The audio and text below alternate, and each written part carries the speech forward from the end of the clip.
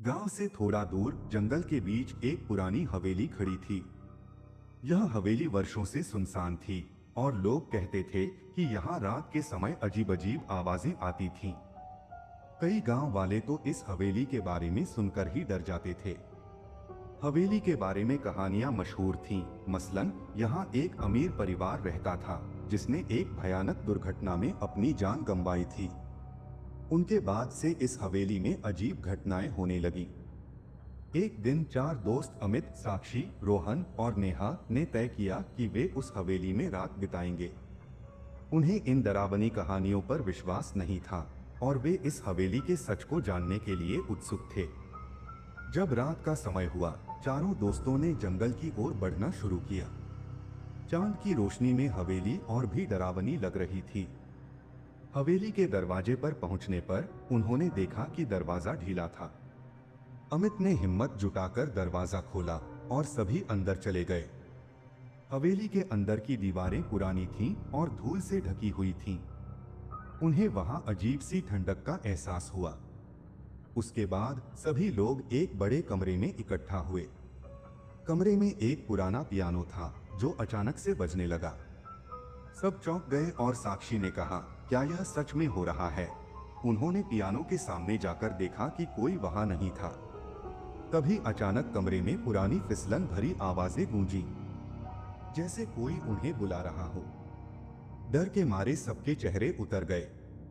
रोहन ने कहा, हमें यहाँ से निकलना चाहिए, लेकिन जैसे ही वे दरवाजे की ओर मुड़े, दरवाजा अपने आप बंद हो गया। चारों दोस्त घबरा गए। फिर एक लाइट चमकी और कमरे में एक साया उभरा। वह एक सफेद कपड़े में लिपटा हुआ और खौफनाक दिख रहा था। सबने उसे घूरा और साक्षी की चीख निकल गई। मुझे यहाँ से जाने दो, साया बोला, मैंने तुम्हें बुलाया है। अगर तुमने मेरे साथ नहीं किया तो तुम्हें यहाँ कैद होना पड़ेगा। सबने डर के मारे एक दूसरे का हाथ पकड़ लिया। अमित ने हिम्मत जुटाते हुए कहा, हम यहाँ तुम्हारी मदद करने आए हैं। अगर तुम्हें शांति चाहिए तो हमें बताओ कि कैसे मदद करें। साया थोड़ी देर चुप रहा, फिर बोला, मेरे परिवार का खोया हुआ खजाना यहाँ कहीं छिपा हुआ है। जब तक वह वापस नहीं मिलता मैं हमेशा यहाँ रहूंगा। सबने एक दूसरे को देखा। नेहा ने कहा, चलो हम तुम्हारी मदद करेंगे, हमें खजाना ढूंढना होगा। अचानक कमरे के कोने में एक पुरानी संदूक झिलमिला उठी।